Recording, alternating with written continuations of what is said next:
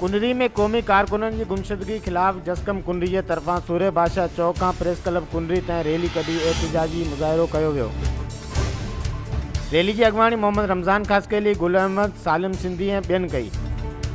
अॻवाननि media सां ॻाल्हाईंदे चयो त क़ौमी कारकुननि जंहिंमें मुख़्तियार बोज़दार, मसूद शाह ऐं ॿियनि खे खंभे गुम कयो वियो आहे, जिन खे जल्द अज़ जल्द आज़ादु कयो वञे। उन्हनि चयो त क़ौमी कारकुननि खे रोज़ जी बुनियाद ते गुम कयो थो वञे, जेको सिलसिलो बंदि कयो वञे। उन्हनि मुतालबो कयो आहे अहिड़ा इदारनि ऐं वसवारनि खां त गुम थियल क़ौमी कारकुननि खे जल्द बाज़ियाब कयो वञे, न त ॿी सूरत में एहतिजाज जो सिलसिलो अञा वसी कयो वेंदो। HR रेडियो न्यूज़ मां फ़िलहालु एतिरो ई। वधीक ख़बरुनि अपडेट जे लाइ ॾिसंदा रहो HR रेडियो न्यूज़।